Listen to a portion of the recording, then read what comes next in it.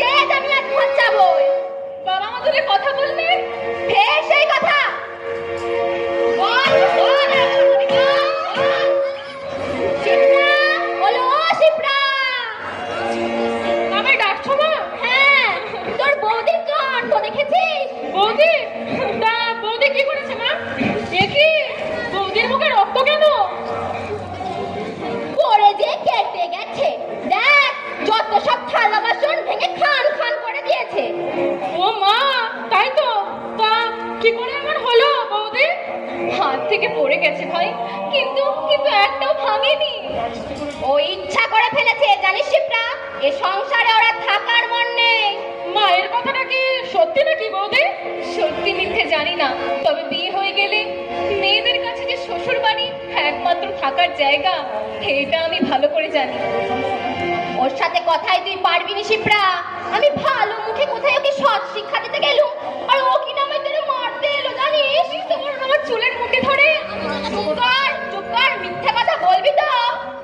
ভূষণকে দিয়ে এমন মার খাবো যে বাবার নামটি পর্যন্ত ভুলিয়ে ছাড়বো। আমারই মায়ের ঘরে খাবে পড়বে, আবার আমার মাকেই ধরে ধরে মারবে? ছি ছি ছি, কি ছোট লোক ঘরের মেয়ে তুমি। এবার যদি কোনোদিন আমার মায়ের গায়ে হাত তুলতে যাও, তবে তোমার ওই হাত দুটো মুচড়ে ভেঙে যাবে বৌদি, খুব সাবধান। হাটে জল আনতে যে ও মেয়ে পরপুরুষের দিকে ড্যাব ড্যাব করে চেয়ে থাকে, জানিস শিপ্রা? কবে দেখেছো মা? বহুদিন আমার চোখে পড়েছে। কই কই, এতদিন তো আমাকে কিছু বলোনি। আরে বলার প্রয়োজন হয় না রে, তাই বলিনি। হ্যাঁ হ্যাঁ হ্যাঁ হ্যাঁ, আমারও একটু নজরে পড়েছিল বটে। ওকে ভালো করে জিজ্ঞাসা করতো ওই পুরুষ মানুষটার সাথে ওর এত কিসের কথা হয়। আমি এক্ষুনি আসছি। বৌদি, ব্যাপারটাকে খুলে বলো তো, তোমার কোনো ভয় নেই? কিসের ব্যাপার ভাই? ওই যে ওই পাড়ার হারাধনগুলো ছেলের সাথে খাটে গিয়ে কথা বলো, হাসাহাসি করো, তা এই রহস্যটা কি? রহস্য কিছুই নেই ভাই, ও আমাকে বৌদি বলে, তাই আমি মাঝের মধ্যে ওর সঙ্গে ইয়ার্কি ঠাট্টা করি, এছাড়া আর কিছু নয়। ওর প্রেমে পড়েছো নাকি? শিপ্রা, লজ্জার কি আছে বৌদি? প্রেমের মতো পবিত্র জিনিস এই দুনিয়ার একটাও নেই। তাই তো কবি বলেছে, গোপনে প্রেম রয় না ঘরে, আলোর মতো ছড়িয়ে পড়ে। বেশ বেশ, ভালোই করেছো। তুমি কি বলতে চাইছো শিপ্রা? বুঝতে পারছি না। ন্যাকামি করে আর কতদিন চলবে বৌদি? বাপার পাড়া কোনোদিন চাপা থাকে না। তুমি বিশ্বাস করো শিপ্রা, ওর সঙ্গে কথাবার্তা বলি ঠিকই, কিন্তু কোন রকম পাপ চিন্তা মনে স্থান দিই। যাকে স্বামী বলে বরণ করে নিয়েছি, হৃদয়ে স্থান দিয়েছি, তাকে ছাড়া অন্য কাউকে সে জায়গায় বসানো যে মহা পাপ হবে শিপ্রা। আমার যে তাহলে নরকেও ঠাঁই হবে না। থাক থাক, আর সত্যি মনে দেখাতে হবে না। ফের হয়েছে তোমার ছলা গলা বুঝতে, আমার আর বাকি নেই। শিপ্রা, তুমি আমার বোনের মতো, এমন ভাবে আমার মুখে কালি মাখিয়ে দিও না। তুমি নারী হয়ে নারীর হৃদয় বুঝতে পারছো না শিপ্রা। কলঙ্কের ভয় তাহলে তোমারও আছে। যাক, শুনেও সুখী হলো। শিপ্রা, অত উত্তেজিত হলে চলবে? তা ওকে যখন মনে ধরেইছে তখন তোমার তোমার দুটি পায়ে পড়ে শিপ্রা, ওসব কথা বলে আমাকে আর লজ্জা দিওনি। হরাধনপুরে ছেলের সঙ্গে কথা বললে তোমার যদি সঙ্গে হয় হয়, তবে প্রতিজ্ঞা করছি ওর সঙ্গে আর দেখা পর্যন্ত করবো না। সে কি কথা গো বৌদি? দেখা না করলে তোমার এই পদ্ম মুক্তি যে তোমার নাগর ভুলে যাবে না বৌদি? ও ভগবান, আর সহ্য হচ্ছে না।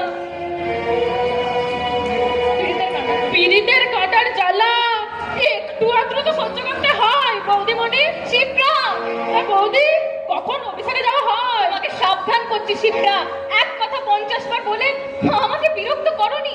ফের যদি ও কথা উচ্চারণ করো, কি করবে? তোমার দাদাকে বলে। বলো বলো, থামলে কেন? বলো। না না না না, কি দাদা বলছি।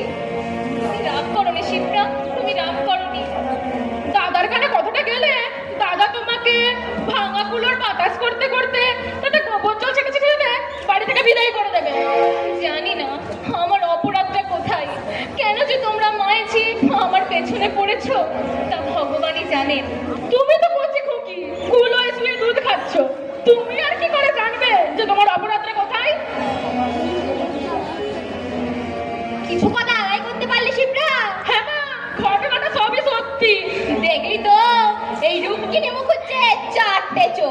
এ চোখকে ফাঁকি দিয়ে কেউ রেহাই পাবে নে। বলি কলের পুতুলের মতো দাঁড়িয়ে রইলি যে? আজ ধরানো, কাপড় কাচা, ফুটে দেওয়া, কত কাজ পড়ে রয়েছে। বলি সেগুলো কি আমি করব? দুবেলা তো গন্ডে পিন্ডে গিলছিস, তবু কি কতরে আমরা পোকা ধরেছে নাকি? আজটা এতক্ষণ তো সিমটা দিয়ে দিতে পারতো। কি বললে? আমি আসতে গো? তোমার সাহস তো বড্ড কম নয়। সত্যি তো, বিনে পয়সায় বউ এনেছি, তবে কি করতে? একটা টাকাও বরপর নিইনি, কিচ্ছু চাইনি, তা সত্ত্বেও ওরে ঠ্যাংয়ের ওপর ঠ্যাং রেখে খেতে চান, ঘেন্নাও ধরে না। আজের ধুই, আমার মেয়ের রং যদি কালো হয়ে যায়, তবে তুই কি ওর বিয়ে দিবি না? সকাল থেকে সন্ধ্যে পর্যন্ত তোমার সংসারে খেটেও তোমার মন পাচ্ছি না। কি করলে যে তুমি খুশি হবে তা তুমিই জানো, তা তুমিই জানো। তোর চিতে আগুন দেখলে তবে খুশি হব। শুনলি শিবরা, ওর কথাগুলো শুনলি? সবই শুনলাম মা। তুমি বরং এক কাজ করো, দাদাকে বুঝিয়ে ওকে বাড়ি থেকে বিদায় করে দাদার আবার একটা বিয়ে দেওয়ার ব্যবস্থা করো। পাওনা থাওনা অনেক পাওয়া যাবে। কেমন আছো দিয়া? কেটে যাচ্ছে। শিবরা কেমন আছো? মোটামুটি। আমার আমার রেবা কেমন আছে দিয়া? মরে বেঁচে আছে। ওর কি কোনো অসুখ বিসুখ করেছিল? অসুখ বিসুখ? অসুখ বিসুখ তো বৌদিকে ভুলে গেছে। অসুখ বিসুখ হলেও তো বাচ্চা যেত। তোমরা তোমরা এমন ভাবে কথা বলছো কেন? কেমন ভাবে কথা বলতে হবে শিখিয়ে দাও না বিয়ান। তোমার কাছে কথা বলাটা শিখিয়ে নি। আমরা সব মুখ্য সুখ্য মানুষ, আপনার সাথে কথা বলার যোগ্যতা কি আছে নাকি আমাদের? না না, আমি ওভাবে কথা বলতে চাইনি। তোমরা উল্টো বুঝছো বিয়ান। যাক, কথাটা না হয় আমারই বলা দোষ হয়েছে। এটা রাখো বিয়ান। কি আছে এতে? ওই গাছ পাকা কিছু পেয়ারা, পাতা।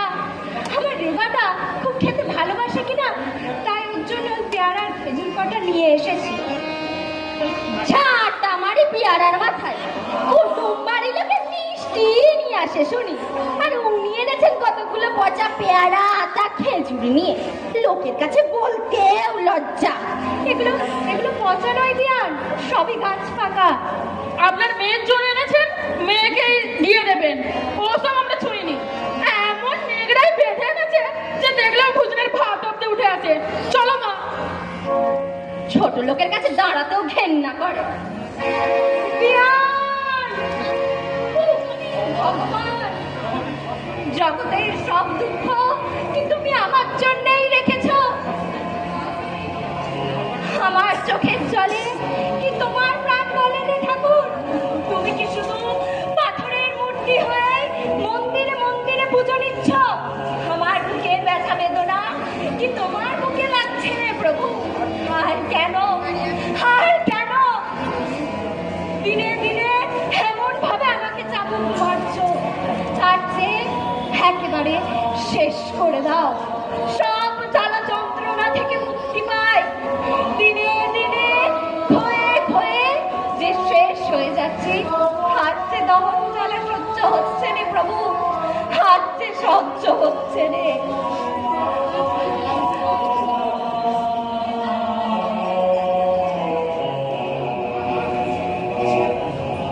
মা, মা তুমি এসেছো? তুমি এসেছো মা? কতদিন দেখা হয়নি বলো তো?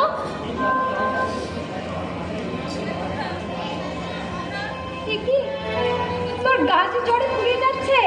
ও কিছু নয়। ওষুধ খাচ্ছিস তো? তোমাকে অত চিন্তা করতে হবে না তো। তোর ঠোঁটটা খোলা কেন রে? হ্যাঁ, একটা বলতা কামড়ে দিয়েছে। যাও সব কথা। আমার জন্য পেয়ারা এনেছো? হ্যাঁ মা, এগুলো বিয়ানের হাতে দিতে গিয়ে বিয়ান ছুঁড়ে ফেলে দিয়ে চলে গেল। ওর হাতে দিতে গেল কেন মা তুমি? আমাকে ডেকে দিতে পারতে তো। সেইটাই করা উচিত ছিল রে মা। হ্যাঁ রে মা, তোর শরীর সব ঠিকঠাক আছে তো? তোমাকে তো চিন্তা করতে হবে না মা। পুটলিটা দাও, দেখি দেখি আমার জন্য কি এনেছো। পুটলিটা তোর জন্যই এনেছি মা।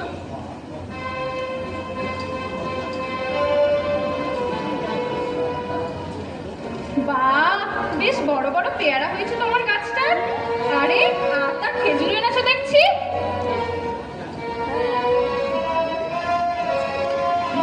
মা, আমার লাল গাইটা দুধ দিচ্ছে? অল্প অল্প দিচ্ছে, সেই ছাগলটা বাচ্চা দিয়েছে? এখনো হয়নি। হাঁসগুলো ডিম দেয়? মাঝে মাঝে দিচ্ছিল, এখন বন্ধ করে দিয়েছে। আমার সই বাপের বাড়ি থেকে এসেছিল। এই কিছুদিন আগেই লক্ষ্মী আর জামাই দুজনেই এসেছিল। বামুন পাড়ার মন্টুদার বিয়ে হয়ে গেছে? না, এখনো হয়নি, কথাবার্তা চলছে, তবে হলে তোকে নিয়ে যাবে বলেছে। হ্যাঁ মা, আমি নিশ্চয়ই যাব। হ্যাঁ রে রেবা, ভূষণ কখন আসবে? অফিসের ছুটি হলেই চলে আসবে মা। কটায় বাড়ি ফেরে? তার কোনো ঠিক নেই, কোনোদিন বিকেলে, আবার কাজের চাপ থাকলে সন্ধেও হয়ে যায়। হ্যাঁ রে রেবা, শাশুড়ি আর ননদ তোকে কি দেখতে পারে রে? দেখতে পারবে না কেন? ওরা আমাকে খুব ভালোবাসে। তবে যে তোর কথা জিজ্ঞেস করাতে তোর শাশুড়ি আমার চটপট করে উত্তর দিল। শাশুড়ির কথাগুলি ওরকম, মনে তুমি কিছু ভেবো না মা। হ্যাঁ, কি জানি মা, তোর কথা চিন্তা করে করে একদিন রাত্রে ঘুম হয় না। তুমি এত চিন্তা করো না তো, আমি এখানে খুব ভালোই আছি। তোর শরীরটার দিকে চেয়ে দেখলে আমার কান্না পায়। কিরকম রং স্বাস্থ্য ছিল, আর কি হয়েছে? শরীর থাকলেই কখনো রোগা কখনো মোটা হবে, উনি এত চিন্তার কি আছে মা? তুই বরং তোর শাশুড়ি আর ভূষণকে বলে 1 মাসের জন্য আমার কাছে থাকবি চ।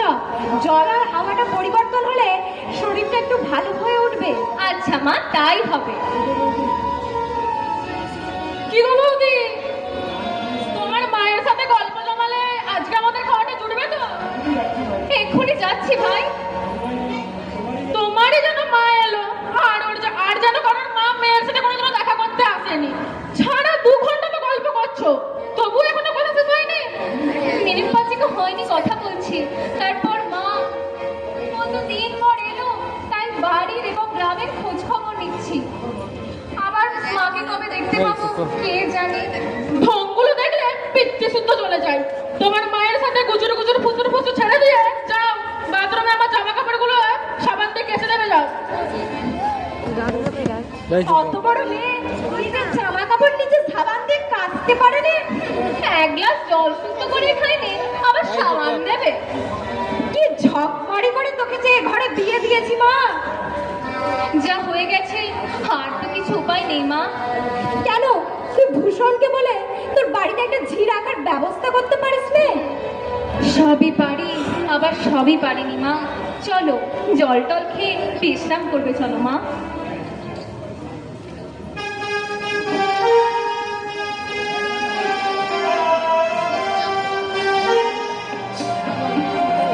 জানো অন্নপূর্ণা, দিনকাল যা পড়েছে তাতে করে লেখাপড়া শিখেও ছেলেদের আর চাকরি মিলবে না, আর মেয়েদের বিয়ে থাও দেওয়া যাবে না। এক সমস্যা। তুমি ঠিকই বলেছো হেমলতাদি, আমার মেয়ে কিয়াকে কত জায়গা থেকে দেখতে আসছে। মেয়ে যদিও পছন্দ হচ্ছে, দেনা পাওনা নিয়ে গোলমাল বাঁধছে। কেউ বলছে 10,000, কেউ বলছে 20,000, কেউ বলছে 25 ভরি গয়না চাই, খাট পালঙ্ক, আরো কত কি দাবি। তাহলেই তুমি ভেবে দেখো, আমাদের মতো ছাপোষা মানুষগুলো পাত্রপক্ষের ওইসব দাবি মেটাবে কি করে? আর তাছাড়া কি মেয়ের বিয়ে দিয়েও কি শান্তি আছে? ওই যে ওপাড়া রূপকিনিদি তার বউটার ওপর কি নির্যাতনই না চালাচ্ছে। কেন? বিয়ের আগে রূপকিনিদির বেয়াই নাকি বলেছিল ওর ছেলেকে সাইকেল ঘড়ি দেবে, কিন্তু অকালে মরে যাওয়ার জন্য তার দিতে পারেনি। ছি ছি ছি ছি ছি, আরে বিয়ে হয়ে গেলে বৌমা তো ঘরের রেঞ্জে খুলে গেল, আবার দেনা পাওনা নিয়ে অনর্থন গন্ডগোল করার কি যুক্তি আছে কে জানে। তুমি তো বলছো, কিন্তু যাদের মন সংকীর্ণ তারা চিরকালই সামান্য পাওনা থাওনা নিয়ে কুলবধূকে অপমান অপদস্থ করে। ওদের কাছে ইহকাল পরকাল বলে কিচ্ছু নেই। রুকিরদের অবস্থা তো খারাপ নয়। তা তো নয়, কিন্তু স্বভাব, কথায় আছে না, স্বভাব যায় না মোলে আর অঙ্গার যায় না ধুলে। তা যা বলেছো। উনি মারা যাবার পর আমার ছোট মেয়ে শুভ্রা আর কৃষ্ণা ছাড়া এ সংসারে তো কেউই নেই। কে যে মেয়ের জন্য পাত্র খোঁজার চেষ্টা করবে তা ভগবানই জানেন। কেন তোমার বাপের ঘরে কেউ নেই বুঝি? একটা ভাই যদিও আছে, সে আবার অন্ধ হয়ে বসে আছে। আর টাকা পয়সাও তো চাই অন্নপূর্ণা। জমি জায়গা বলতে তো কিছুই নেই, তা তো তুমি জানো। কেন আপনার স্বামী কিছু রেখে যাননি? 1,500 টাকা প্রভিডেন্ট ফান্ডে ছিল, তার থেকেই ভেঙে ভেঙে সংসার চলছে। জল গড়ালে আর কতদিন কলসি ভর্তি থাকবে বলো? তা বটে, তোমার কোনো যোগ্য ছেলেও নেই যে তোমার স্বামীর কাজটা করবে। তাহলে তো আর ভাবনাই থাকতো না অন্নপূর্ণা। মেয়েটার জন্য চিন্তা করে করে আমার রাত্রে ঘুম পর্যন্ত হয়নি। সে তো হবেই, কোন মাথায় যে কি জিনিস হাজার মেয়ে আছে সেই জানে।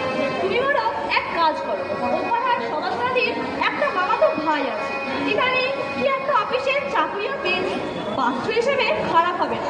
তুমি বরং সবাসনাদির হাতে পায়ে ধরে তোমার মেয়ের সাথে ওর মামাতো ভাইয়ের বিয়ে দেবার ব্যবস্থা করো ভাই।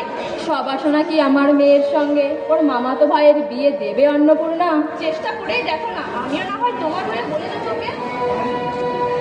তাহলে তো খুবই ভালো হয় অন্নপূর্ণা।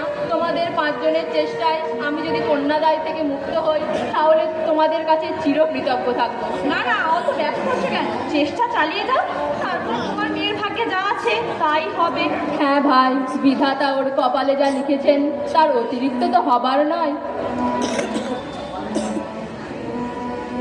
কি গো কৃষ্ণার মা, তুই সখীতে গুঞ্জবনে কিসের এত গুঞ্জন হচ্ছে? গুঞ্জন গুঞ্জন আর কিসের ভামিনিদি, মাথা ফেটেছে তাই চুনের সন্ধান চলছে।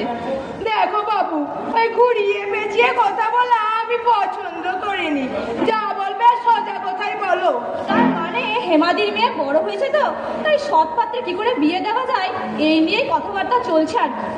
ও মা, এই কথা? তা হেমির ওই কালো খাদা মেয়েকে কে বিয়ে করবে শুনি? হেমাদের মেয়ের রংটা একটু ময়লা হলেও মুখশ্রী, গরম ধরন সবই ভালো। এছাড়া লেখাপড়া, রান্না বান্না, সেলাই পড়াই সবই জানে। তা জানতেই পারে, কিন্তু যে বিয়ে করে নিয়ে যাবে সে 5 জনের সামনে বউকে দেখাবে কি করে? লজ্জা পাবে না? লেখাপড়া নিয়ে কি ধুইয়ে খাবে? তা তা বলে কি কালো মেয়েগুলোর বিয়ে হচ্ছে না ভামিনিদি? তা যা বলতে পারো। যাকে আমি একটা যুক্তি দিতে এসেছি, শুনবে? কি? তোমার টাকাও নেই আর তোমার মেয়ে কৃষ্ণের রূপও নেই, তাই আমাদের পাড়ার নরেশ ভট্টাচার্যের সঙ্গে তোমার মেয়ের বিয়ে দিয়ে দাও তো, তোমার মেয়ে সুখী হবে। কে? নরেশ ভট্টাচার্য? ওই যে যা দুটো বউ কপালে টিকলো না, বেচারি 8টা-9টা ছেলে মেয়ে নিয়ে হিমশিম খাচ্ছে, কেউ রেঁধে ভাত দেবার নেই। সংসারটাকে দেখলে যেন মনে হয় পালানে ঘর। ঘরের গিন্নি ছাড়া কি আর সংসার মানায় বলো? নরেশটা আবার সেদিন হাতে ফ্যান ফেলে ফোসকা তুলে ফেলেছে, দেখলে আমার বড্ড কষ্ট হয়। ওই বউখেগো বুড়ো লোকটার সঙ্গে তুমি আমার মেয়ের বিয়ে দেওয়ার কথা বলছো? কি কি বললে? নরেশ আমার বউ খেগো? জানো নরেশ আমার কে হয়? কে হয়? আমার শোয়ের ননদের ছেলে। অত্যন্ত আপনজন। আপনজন নয় তো কি? ওর নামে যা বলেছো, আর যদি কোনোদিন বলো তাহলে তোমার একদিন কি আমার একদিন। নরেশ ভট্টাচার্য তাহলে তোমাকে এই ঘটকালিটা করতে বলেছে নাকি? ঘটকালি বুঝিনি বাবু, আমাকে একদিন বিয়ে করবো বলে বললে তাই তোমাদের কাছে এসে বলছি। ওই রকম বরের সঙ্গে আমার মেয়ের বিয়ে দেওয়ার চেয়ে আমার মেয়েকে চিরদিন আইবুড়ো রাখা ঢের ভালো। ও তো যখন তোমার তেজ, তা তোমার মেয়েকে চিরদিন ঘরে বসিয়ে রাখো না, তবু যদি টাকা পয়সা থাকতো। তা না জানি কত লম্বা চওড়া কথা বলতে, সব দেখলে পাচ্ছিনি। দেখলে তো অন্নপূর্ণা, ভামিনিদি কেমন পাত্রের সন্ধান নিয়ে এসেছে। সে তো দেখলুম, কথাই তো আছে, ভালো করবো মন্দ করবো। কি দিদি তুই বল, তাই হয়েছে ভামিনি। ওর তো কাজকর্ম কিছু নেই, শুধু দালালি। আর এর কথা ওকে, ওর কথা তাকে লাগান টাগান করাই ওর কাজ। আমি এখন চলি হেমাদি, আবার একদিন আসবো। আবার এসো। কি যে করি ভেবে পাচ্ছি না। একে অভাবের সংসার, তার উপর আইবুড়ো মেয়ে নিয়ে হয়েছে যত জ্বালা। উনি যদি আজ বেঁচে থাকতেন তবে এসব কিছু ভাবতে হতো না। ওরা কপাল, তাই আমার এই দুর্ভোগ। ওগো ওগো, তুমি স্বর্গ থেকে একবার দেখো তোমার সংসারের কি চেহারা হয়েছে। তোমার আদরের কৃষ্ণা আজ কত বড় হয়েছে, তাকে প্রাণ ভরে একবার আশীর্বাদ করো, একবার আশীর্বাদ করো। মা, এ কি মা, তুমি কাঁদছো? না না, কাঁদবো কেন?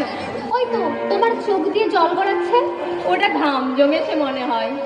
মা, আমাকে নিয়ে বড় চিন্তায় পড়েছো নয়? কেন, চিন্তার আবার কি দেখলি? ঘুমোতে ঘুমোতে রাত্রে উঠে পড়ো, ভালো করে খাওনি, যেই বাড়িতে আসে তার সঙ্গেই আমার বিয়ের সম্বন্ধে আলোচনা করো। মেয়ে বড় হলে সব মায়েরা এরকম চিন্তা করে কৃষ্ণা, এ নতুন কিছুই নয়। মা, আমি বিয়ে করবো নি মা। মেয়ে ছেলের বিয়ে থা সংসার করাই তো কর্তব্য মা, বিয়ে না করলে কি চলে? না মা, আমি চাকরি করব। লেখাপড়া শিখেছি যখন, তখন নিশ্চয়ই একটা চাকরি করে জোগাড় করে নিতে পারবো। আমাদের সংসারের যে অবস্থা, তা বাইরে থেকে কিছু টাকা না আনলে অনাহারে মরতে হবে। সবই বুঝি রে কৃষ্ণা, কিন্তু কি করব বল, লোক নিন্দের ভয় তো আছে। লোকে কি বললো না বললো তাতে আমাদের কি যায় আসে মা? আমরা এই যে কত কষ্টের মধ্যে দিন কাটাচ্ছি, কই লোক তো আমাদের খেতে দিচ্ছে না। তা কি কেউ কাউকে দেয় রে মা? তবে কেন কেন তারা আমাদের কথাই থাকবে শুনি? আমরা মেয়ে ছেলে, পাড়া পড়শির সঙ্গে ভাব ভালোবাসা রেখে তাদের সাহায্য নিয়েই তো আমাদের চলতে হবে মা। পাড়াপড়শির সঙ্গে ঝগড়া করে কে তোমাকে চলতে বলছে? কিন্তু ব্যক্তিগত ব্যাপারে কাউকে নাক গলাতে আমি দেবো না। বড় হয়েছিস, যা ভালো বুঝিস কর। আচ্ছা মা, আমার যদি বিয়ে দিয়ে দাও তাহলে কে তোমাকে দেখবে শুনি? সে তোকে ভাবতে হবে না, কে ভাববে? ভগবান। ওই তোমার বাধা বলি, ভগবান আর ভগবান। ভগবানই যদি থাকতো তাহলে বাবা ওরকম অকালে মারা যেত না। এতদিন তো ভগবানকে ডাকলে, কি পেলে বলতে পারো? সবই আমাদের অদৃষ্ট রে কৃষ্ণা। অদৃষ্টই যদি মানো তবে ভগবানের দোহাই দেয় কেন? ভগবান আজকাল একচোখো হয়ে গেছে, ঘুষখোর হয়ে গেছে। বড় লোকেরই ভগবান, গরিবদের জন্য নয়। কি পাগলির মতো যাতা বলছিস, তিনি ঠিকই আছেন, আমরা অন্ধ, তাই তার লীলা বুঝতে পারিনি। তুমি বসে বসে লীলা বোঝো, আমার বোঝার ক্ষমতা নেই।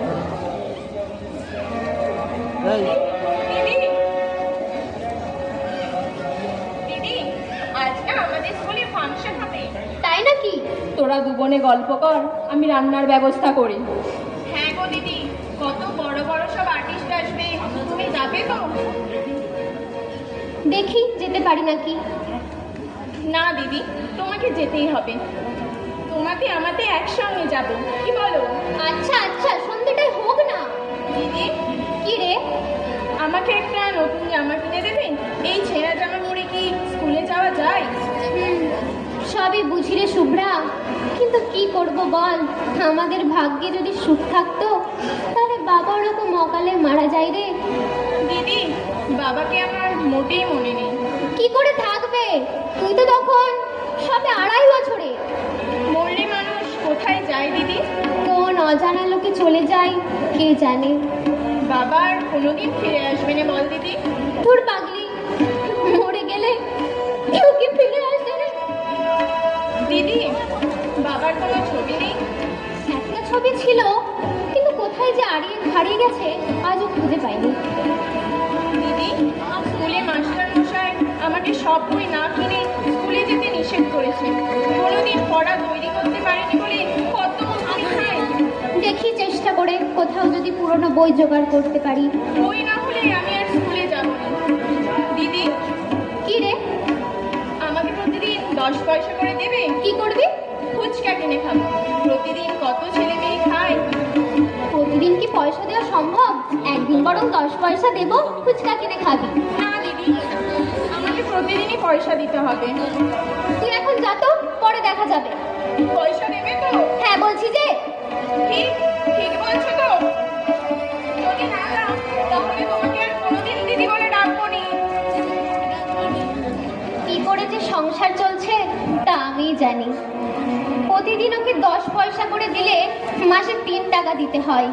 ওই 3 টাকা থাকলে মুদির দোকানে সওদা করা যাবে। ওইটুকু মেয়ে সংসারের বুঝবে বা কি, আর বোঝার দরকারই বা কি? এমন দিদি হয়েছি যে ছোট বোনের সামান্য আবদারও মেটাতে পারছি না। হেমাদি, মা রান্না করছে। কই রান্নাঘরে তো নেই। তাহলে বোধহয় পুকুরে চান করতে গেছে। কেন, কি দরকার? দরকারটা কি বুঝতে পারোনি? না, আমার পাওনা টাকাটা কবে পাবো? দিন কতক পরেই দিয়ে দেবো সবাসনা পিসি। দিন কতক করে করে তো বছর ঘুরে গেল। মা মেয়ে ওই দুজনেই সমান ধাপ্পাবাজ। না থাকলে কোথা থেকে দেবো? দিতেই যদি না পারবে তবে আমার কাছে টাকা ধার নিয়েছিলে কেন? অভাবে পড়েছিল তাই নিয়েছি। হ্যাঁ হ্যাঁ, সব বুঝতে পেরেছি। কি বুঝতে পেরেছো? এই যে টাকা না দেবার ফন্দি। কারো টাকা মেরে নেওয়া আমাদের স্বভাব নয়। এই তো আমার টাকা দিব্যি মেরে দিচ্ছ। বড় কষ্টে পড়ে গেছি তাই দিতে পারছি না। তোমরা মনে করছো আমি আমার পাওনা ছেড়ে দেব? ঘর ধরে পায় পয়সাটা আদায় করে নেব। কে তোমাকে পাওনা ছেড়ে দিতে বলছে? তোমার দয়ার উপর কি আমাদের সংসার চলে নাকি? 100 বার চলছে, 1000 বার চলছে। বিপদে আপদে কতবার তোমার মা আমার কাছে হাত পেতেছে তা জানো? আমি যদি ধার না দিতাম তাহলে এতদিনে এই তোমাদের ভিটাতে ঘুঘু চড়তো। মা ভুল করেছে তোমার কাছ থেকে টাকা ধার নিয়ে। ওসব ভুল টুলের কথা আমি জানি না। আমার টাকা দেবে কিনা জানতে চাই। আমি কোথায় খুদ গুঁড়ো বিক্রি করে তিল তিল করে টাকা জমিয়ে তোমাদের ধার দিই, আর তোমরা কিনা দেবার সময় আমাকেই চোখ লাগাবে? আমার টাকা যে দেবে নে তাকে যেন কাল সাপে খায়, মাথায় যেন বাজ পড়ে। মুখ সামলে কথা বলবে তুমি। তারা বলে কি রাগের মাথায় কখন কি করে বসবো তা বলতে পারছি না। চমৎকার! নেবার সময় বাবা বাচ্চা আর দেবার সময় ছড়ি গাছা। কত টাকা পাবে তুমি? নিয়ে যাস দেখলে বাঁচি নে। পুরি যেন এক্ষুনি আমার পাওনা দিয়ে দিবে। তোমার হিসাব মতো কত পাবে বলো, 1 সপ্তাহের মধ্যে সব পরিশোধ করে দেবে। 1 সপ্তাহ? তাহলে তো সূর্য পূব থেকে পশ্চিম দিকে উঠবে। বলোই না দেখি দেনা শোধ করতে পারি কি না পারি। সুদে আসলে 219 টাকা 15 পয়সা হয়েছে। কি শুনলে তো? হ্যাঁ। তাহলে এখন চলি। যদি 1 সপ্তাহের মধ্যে টাকা না দাও তবে কোর্টে তোমাদের নামে নালিশ করব। একই কথা বলছো সবাসনা? ছাড়ো ছাড়ো, ন্যাকামি করতে হবে না। অমন ন্যাকামি আমি ঢের দেখেছি। তো সপ্তাহের মধ্যে টাকা আমার চাই। টাকাদের কায়দা আমার জানা আছে। আমি সবাসনা। তুই কি 1 সপ্তাহের মধ্যে ওকে টাকা দিবি বলেছিস কৃষ্ণা? হ্যাঁ মা। অল্প সময়ের মধ্যে তুই অতগুলো টাকা পাবি কোথা? কেন, আমার হাতের এই সোনার বালাটা তো আছে। না না, ওটা বিক্রি করতে দেব না। ওটা তোর বাবা শখ করে তোকে গড়িয়ে দিয়েছিল। সেই স্মৃতিটুকু আমি মুছে ফেলতে দেব না। তুমি ভুল করছো মা। এই অপমানের হাত থেকে বাঁচার আর যে কোনো পথ নেই। অপমানিত আজ আমাদের পাওনা রে কৃষ্ণা। তাই বলি ভগবান তুমি সহ্য করার শক্তি দাও। তুমি আমার কাছে বাধা দিও নি মা। চাকরি পেয়ে আমি আমার বালা করে ফেলবো। যদি বালাটা বিক্রি করিস তবে আমার মাথা খাওয়ার দিব্যি রইল। ঠিক আছে মা, তুমি যখন অত করে বলছো তখন এই বালা আমি আর বিক্রি করব না। আমি একটু শিপ্রার কাছে যাচ্ছি, দেখি যদি টাকা পয়সার ব্যবস্থা করতে পারি। তাড়াতাড়ি ফিরিস। ঈশ্বর ঈশ্বর আর কত কাঁদাবে আমাকে, কত আমাকে আঘাত দেবে দাও। আমি পালাবো না, বুক পেতে সব সহ্য করব। দুঃখের বেঁচে এসেছো বলে তোমাকে ভয় করবো নি ঠাকুর। যেখানে ব্যথা সেখানেই নিবিড় করে ধরবো। দেখি তুমি হারো কি আমি হারি, দেখি তুমি হারো কি আমি হারি।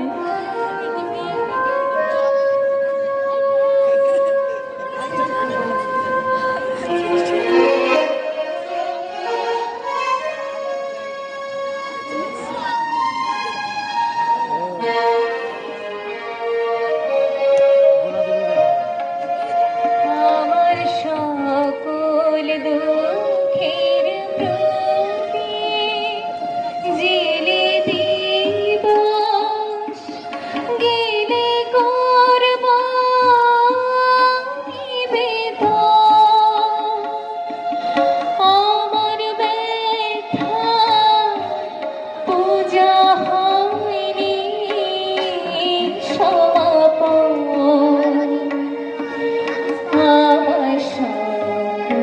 দুঃখের প্রদীপ।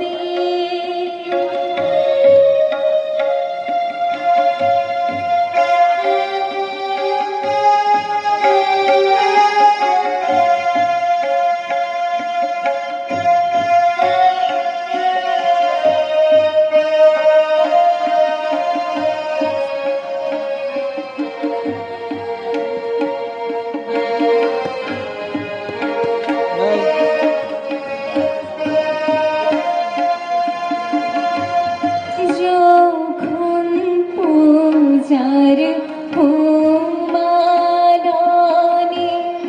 উঠবে জ্বলে একে একে তারা, আকাশ পানে জ্বলবে কাজল হারা, অস্তরবীর ছবির সনে নিবে আয়োজন। আমার ব্যথা পূজা হবে সমাপন, আমার সকল দুঃখের প্রদীপ।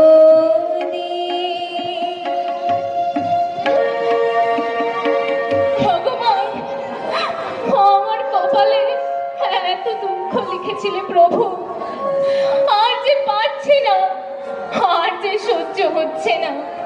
সারা জীবনটাই শুধু লাঞ্ছনা গঞ্জনা ভোগ করতে করতেই কেটে গেল।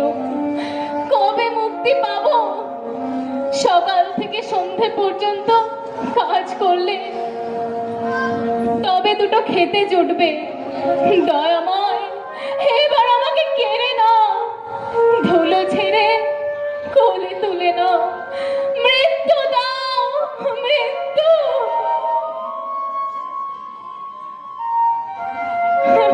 মৃত্যু তোর আছে? জম তোকে ভুলে গেছে। তুই কত লোকের মরণ দেখবি, তারপর তোর মরণ হবে। জমের কাছে অরুচি বলে কিছু নেই মা, সময় হলে ডাক আসবে। তাছাড়া আমি তোমার সংসারে থাকলে কি আর গেলে কি? থাকলে ক্ষতি, গেলে লাভ। কেন মা? পাড়ায় পাড়ায় যে দিনরাত গুজুর গুজুর ফুসুর ফুসুর করে আমার সম্বন্ধে আলোচনা করছিস, আমারই খেয়ে আমারই পড়ে আর আমারই বিরুদ্ধে করবি কিনা চক্রান্ত। ছি মা ছি, আমি তোমার নামে কারো কাছে আলোচনা করিনি, তুমি ভুল শুনেছো। আমার 20টা চোখ আছে, আমার চোখে তুই ফাঁকি দিতে পারবি নি। ভূষণ ঘরে আসো, তারপর এর একটা ব্যবস্থা না করে ছাড়ছি না। ছোট লোকের ঘরের মেয়ে না হলে কি আর এমন স্বভাব হয়? ছোট লোকের ঘরের মেয়ের সঙ্গে তোমার ছেলের বিয়ে দিয়েছিলে কেন মা? ভদ্র ঘরের মেয়ে আনলে তো পারতে। তখন কি জানতুমলা রাক্ষসী? রূপ দেখে আর তোর বাপ মায়ের কাঁদুনি গা দেখে সব ভুলে গেলুম। তোমার যেমন মন তুমি সেই রকমই সবাইকে ভাবো মা। কি বললি? আমার মন নিচু? কবে হারাম জানি, বল বল, ও কথার মুখে উচ্চারণ করবি, বল বল বল। কি হলো গো মা, অত চিৎকার করছো কেন? তোর বৌদি আমাকে ধরে মারলে। কি? আমার মায়ের গায়ে হাত তুলেছ? বলো বলো, কেন তুমি আমার গায়ে হাত তুলেছ? আজ তোমার হাত দুটো আমি মুচড়ে ভেঙেই দেবো, তা জানো? দিন দিন তোমার আস্পর্ধা বড্ড বেড়ে চলেছে।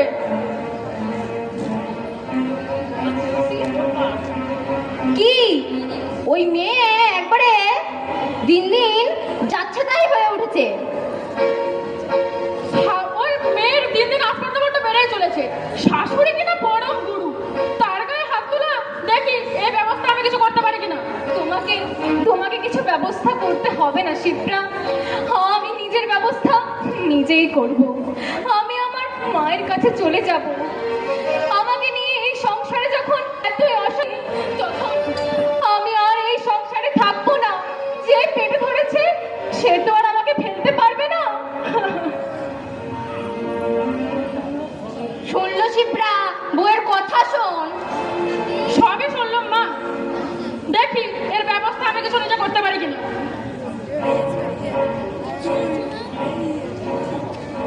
রুক্মিণী, ও রুক্মিণী, শুনেছো সব? কি গো ভাবি দিদি? ও পাড়ার হেমলতার মেয়ে কৃষ্ণা কি কেলেঙ্কারিটা না করছে। তাই নাকি? বলো বলো শুনি। মেয়ে ছেলে হয়ে বলে কিনা বিয়ে করবো নি। তাই নাকি? কি লজ্জার কথা, কি ঘেন্নার কথা। মেয়ে ছেলে হয়ে জন্মে এত তেজ। আবার শুনলুম কৃষ্ণা চাকরিও করবে। মেয়ে ছেলে হয়ে বেটা ছেলের সাথে গায়ে গা ঠিকিয়ে চাকরি করবে? আর ভাবতে পারছি নি রুক্মিণী, আর ভাবতে পারছি নি। ভগবানকে ডাকছি তো তাই সারাদিন রাত যে মরণটা তাড়াতাড়ি দাও, আর যেন না কিছু দেখতে হয়। তা তো হবে। একটা আইবুড়ো মেয়ে যদি এমন ভাবে চলাফেরা করে, তো আর না সন্দেহ হয় বলো? কাঁধে ব্যাগ ঝুলিয়ে, পায়ে স্যান্ডেল লাগিয়ে, বেনি বেঁধে দুদিন ছাড়া কলকাতা যাচ্ছে আর আসছে। তা কি করতে? ভগবানই জানে। এদিকে গ্রামে তো কান পাতা দায় হয়ে উঠেছে। তা তো হবে। আইবুড়ো মেয়ে এমন ভাবে চলাফেরা করলে সন্দেহ তো মানুষের হবে। শুনবে তবে, কি? একদিন সন্ধেবেলা কৃষ্ণাকে পানু ময়ের দোকানে দেখলুম। তারপর তারপর তারপর জানো, কৃষ্ণার সাথে পানুর কত কথাই হলো। মেয়ে একবার হাসাহাসি করে ঢলে পড়ছে, আবার একটা মিষ্টি নিয়ে পানু কৃষ্ণাকে গুছিয়ে দিল। মরম। আর ভাবতে পারছি নি রুক্মিণী, আর ভাবতে পারছি নি। বংশের মুখে শেষ পর্যন্ত কালি দিয়ে গা। আর আমার যদি মেয়ে হতো, তবে ও পরে কাটা নিচে কাটা দিয়ে মাটিতে পুঁতে ফেলতো। সে কথা আবার বলতে। আর কে দেখেছে দিদি? সমাসনাও দেখেছে, গ্রামে তো ঢিঢি পড়ে গেছে। সেজন্যই বোধহয় তোমার ভাই আমার শিপ্রা 15 বছরে পা দিতে না দিতেই একটা পাত্র দেখে বিয়ে দিয়ে দিল। পাছে কোনো কেচ্ছা কেলেঙ্কারির কথা শুনতে হয়। খুব ভালো করেছো, খুব ভালো করেছো। আমাদের সময় মেয়েদের 9 বছরে বিয়ে হতো, লোকে বলতো গৌরী দান। আমি চলি রুক্মিণী। ঠিক আছে। মাসিমা, শিবরা কোথায়? এসো মাকে, শিপ্রা রান্নাঘরে খাচ্ছে। শিপ্রা, ও শিপ্রা, জয় তোমার মা। সাথে দেখা করতে আসছে। জয় মা। তুমি একলাই তো আসতে পারতে, ওকে আবার সঙ্গে করে আনলে কেন? কেন মাসিমা? সে পরে শুনবে, এখন যাই শিপ্রাকে ডেকে দিই। কি ব্যাপার বলতো কেয়া, হঠাৎ এই কথা বলার কারণ? আমিও কিছু বুঝতে পারছি নি রে। আরে কেমন আছিস তোরা? ওই কোন রকমে কেটে যাচ্ছে। তুই কেমন আছিস? খুব ভালো। তারপর খবর কি বল? আমার আর কি খবর? বারে নতুন বিয়ে হলো, তোর খবর থাকবে না তো কি আমাদের থাকবে? বল বল, তোর শ্বশুর বাড়ির গল্প বল। জানিস কেয়া, শ্বশুর বাড়িতে আমাকে সবাই খুব ভালোবাসে। নতুন বিয়ে হলে সবাই ভালোবেসেই থাকে, ওর আশ্চর্য কি? আমার শ্বশুর মস্ত বড় লোক। তাই নাকি? হ্যাঁ, 4 তলা পাকার বাড়ি, তারপর গাড়ি, ছি চাকর রাঁধুনি, কোনোটারই কোনো অভাব নেই। তোকে তো তাহলে হেসেল ঠেলতে হয়নি বল? হেসেল হেসেল ঠেলবো আমি? শুধু হুকুম করার অপেক্ষা, সব মুখের সামনে এসে হাজির হয়ে যায়। তা তোর কোথায় বিয়ে হলো জানো? মতিপুরে। আমার শ্বশুর এককালে নাম করা জমিদার ছিল। তোর ভাগ্যটা খুব ভালো রে শিপ্রা। তা ভালো, বড় লোকের ঘরে বিয়ে হয়েছে বলে আমাকে তো গয়নায় মুড়িয়ে দিয়েছে। কত সোনা গয়না দিয়েছে। তা তোর স্বামী কি করে? স্বামী আপাতত জমি জায়গা দেখাশোনা করে, চাকরি করার আর কি দরকার বল? অত বড় লোক যখন চাকরি বা করতে যাবে কেন বল? ধনী ঘরে বিয়ে হয়েছে বলে আমার সব সকাল্লা পূরণ হচ্ছে। কিরকম শুনি?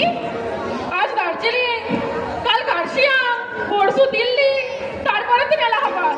কত জায়গায় যে ঘুরছে তার কোনো ঠিক নেই। শ্বশুর এবার আমাকে লন্ডন নিয়ে যাবে বলেছে। তোকে তো তাহলে বিলেত ফেরত বউ বলবে এবার। আমাদের গলায় মালা দেওয়ার আর কেউ নেই রে শিপ্রা। তোমার মতো মেয়ের গলায় যে মালা দেবে তার ঘর এখানে নয়। তার মানে? তোমার মতো নচ্ছার মেয়েকে কে বিয়ে করবে শুনি? তুমি কৃষ্ণাকে নচ্ছার বললে কেন? নেচে নেচে চারিদিকে ঘুরে বেড়াচ্ছে আর কতগুলো মেয়ের জীবন একেবারে নষ্ট করে দিচ্ছে। তুমি কৃষ্ণা সম্বন্ধে কতটুকু জানো মাসিমা? তোর চেয়ে অনেক বেশি জানি। জানতে জানতে এই যে জানোয়ার যাচ্ছি। তুমি আমার পেছনে কেন লেগেছো বলো তো? আমি তোমার কি ক্ষতি করেছি? আমার করনি, কিন্তু পাড়া পড়শির 5 জনে তো করছো। বেশ করেছি, তাতে তোমার কি? যেমনি দজ্জাল মা তেমনি তার মেয়ে। কথায় আছে না, মা গুনেছি এত তেজ শেষ পর্যন্ত টিকলে হয়। শিপ্রা, তোমার মা কোথায়? মনে হয় পাশের ঘরে আছে। নাচিয়ে মেয়েদের সঙ্গে কথা বলাচ্ছে, তোমার মায়ের কাছে গিয়ে বরং একটু গল্প করি।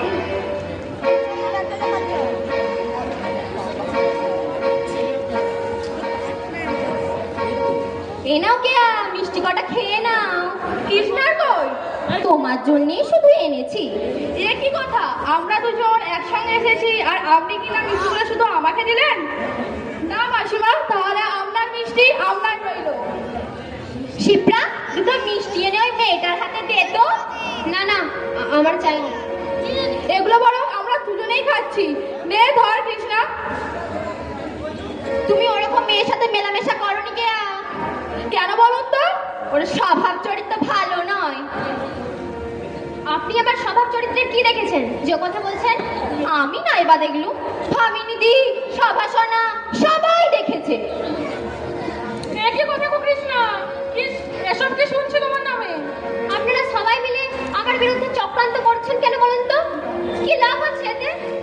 চক্রান্ত বুঝিনি বাবু, যা শুনছি তাই বলছি। আমার জীবনটাকে নষ্ট করে দেবার অধিকার আপনাদের কে দিয়েছে? কারো জীবন নষ্ট করা বাবু আমার ব্যবসা নয়। যাতে 5 জনের ভালো হয়, মঙ্গল হয়, সেই চিন্তায় দিনরাত করি। চন্ডির চোখে দেখলে জগৎটাকে তো হলদেই দেখাবে মাসিমা। মানেটা করে নেবেন। চ কৃষ্ণা, এখানে আর এক দণ্ড থাকতে ইচ্ছে করছে না।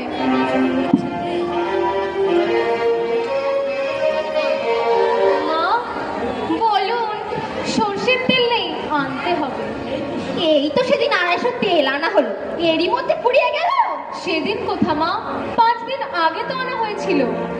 7 দিনও চালানো গেল নি, নাকি সাপের 5 পা দেখেছিস? সেদ্ধ করে খেলে 7 দিন কেন মা, 1 মাসও চালানো যাবে। শোনলো শিপ্রা, বউয়ের কথা শোন। নিজের মতো করে সংসারটাকে চালাও না বৌদি। এরকম ভাবে উড়িয়ে ফুড়িয়ে দিলে কি চলবে? কি যে আমি তোমাদের উড়িয়ে পুড়িয়ে দিচ্ছি তা তোমরাই জানো। তোমরাই তো বড় আমার বাবার দেওয়া গয়নাগুলো উড়িয়ে দিলে। তোর গয়না?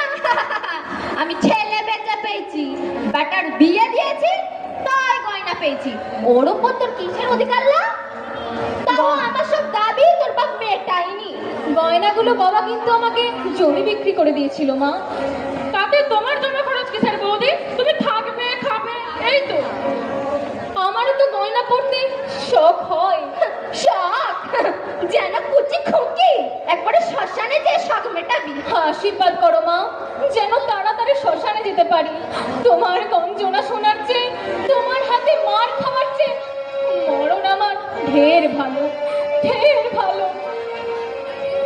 মরবো করছিস কেন? মরি না। মরলে তো ভূষণের আবার একটা ঘটা করে বিয়ে দিতে পারি। দাদার যদি আবার বিয়ে দাও, তাহলে কিন্তু আমি পাওনা ধাওনার কথা বলবো। নিশ্চয়ই বলবি, তোর বাবা তো বোকা, ওর ওপর আমার কোনো ভরসা নেই।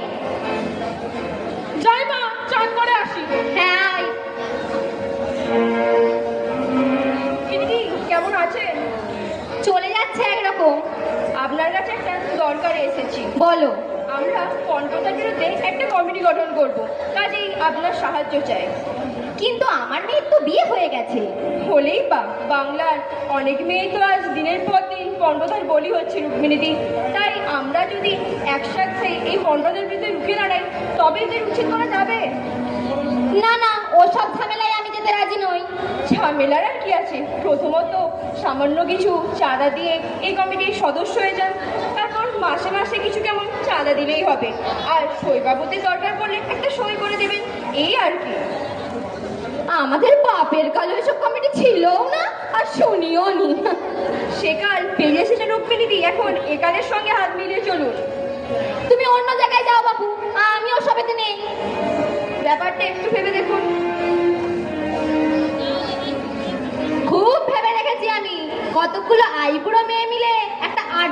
তৈরি করতে চাও, এই তো?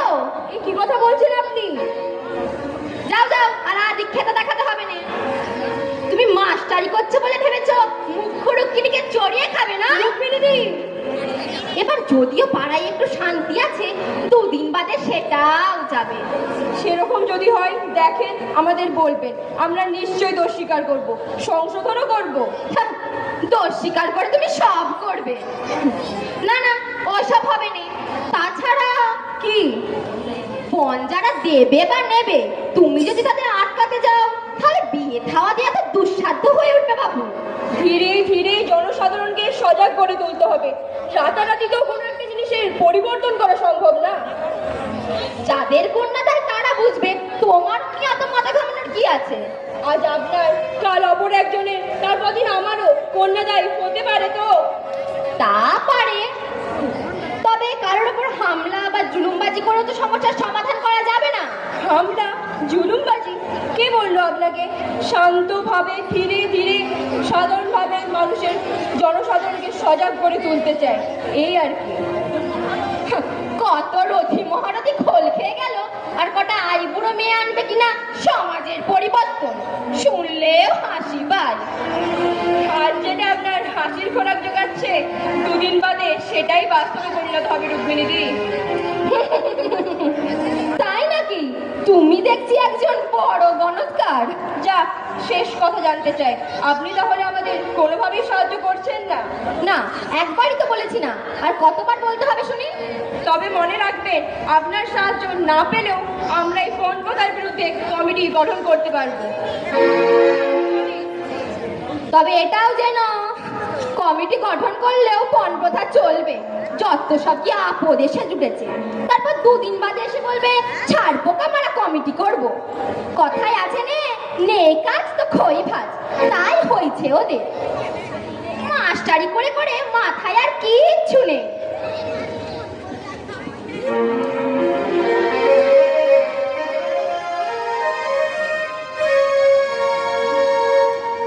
দিদি, কি রে? তুমি প্রতিদিন কলকাতা যাও কেন? আমি যে চাকরি করছি রে। টাকা পাও? নিশ্চয়ই। তবে কই আমার জামা কিনে দিলে না তো? এ মাসটা ওটাতেই চালা, পরের মাসে ঠিক কিনে দেবো। আমার কিন্তু টিঙ্কর মতো লাল জামা চাই দিদি। আচ্ছা আচ্ছা, তাই হবে। দিদি, আমাকে জুতো কিনে দেবে? জুতো ছাতা সব কিনে দেবো। কবে বেতন পাবে? কাল? দূর পাগলি, এই তো 15 দিন হলো বেতন পেয়েছি, মাস শেষ হোক। মাসে দুবার বেতন দেয় না কেন দিদি? তা কি কখনো দেয়? 1 মাস কাজ করলে তবে তো বেতন দেবে।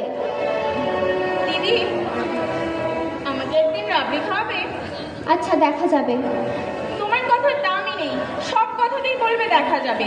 এবার আমার জামা জুতো না পেলে তোমার সঙ্গে আরই কিন্তু। কি করে যে মাত্র 150 টাকায় সংসার চলছে তা আমিই জানি। আধ পেটা খেয়ে যেখানে জীবন ধারণ করতে হয়, তার ছোট বোন রাবড়ি খাবো বলে আবদার করে, শুনলেও হাসি পায়। ওরই বা দোষ কি? ছোট ছেলে আবদার তো করবেই না। যেমন করে পারি ওর শখ আহ্লাদ মেটাবার চেষ্টা আমাকে করতেই হবে। ওকে প্রকৃত মানুষ করে আমাকে তুলতেই হবে, তা আমার যত কষ্টই হোক না কেন।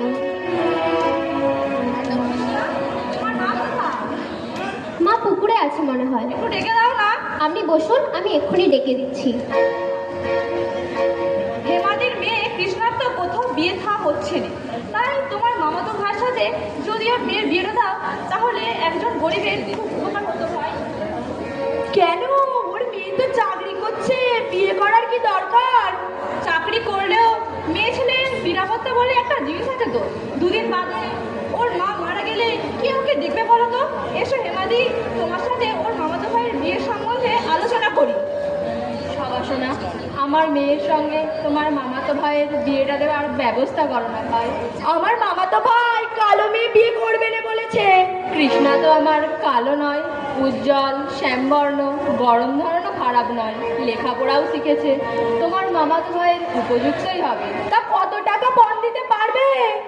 আমার অবস্থা তো তোমার অজানা নয়, কাজেই গরিবের যদি কন্যাদায়টা উদ্ধার করতে পারো। গরিব বড়লোক বুঝিনি হেমাদি, ভাইকে যে উপযুক্ত পরিমাণ টাকা দিতে পারবে তারই ঘরের মেয়ে নিয়ে আসবো আমার ভাইয়ের জন্য। এক জায়গা থেকে ছেলেকে দেখতে এসেছিল, তারা বললে 20 ভরি সোনা দেবে। আমি মত করলুম নে। কেন? অত কমে হবে কেন? আমার মামাতো ভাই 3-4টে পাস করেছে, একজন অত বড় অফিসার, তাই হেনি ফেনি করে তার বিয়ে দিতে পারি না। কত হলে বিয়ে দিতে পারো? কম করে 50 ভরি সোনা চাই, খাট পালঙ্গ চাই, 10,000 টাকা নগদ চাই। কেন না, ঘর খরচ তো আছে। গামলায় দান চাই, ছেলের আবার শখ মোটর সাইকেল নেবে। এইসব যারা দিতে থুতে পারবে তারই ঘরের মেয়ে নিয়ে আসবো আমার মামাতো ভাইয়ের জন্য। তবে কি, মেয়েটি যেন দেখতে পরীর মতো হয়। আমার মামাতো ভাই নাচ গান জানা আধুনিক শিক্ষিতা মেয়ে পছন্দ। অত বড় অফিসার, উপযুক্ত বউ না হলে মানবে কেন? বউকে নিয়ে 5 জায়গায় যেতে হবে তো। উপযুক্ত বউ না হলে মানবে কেন? তোমরাই বলো। তাহলে এক কন্যার অর্ধেক রাজত্ব পেলে তবে তুমি তোমার মামাতো ভাইয়ের বিয়ে দেবে? তা কেন? যুগ অনুযায়ী আমার দাবি কি অনিচ্ছা হয়েছে?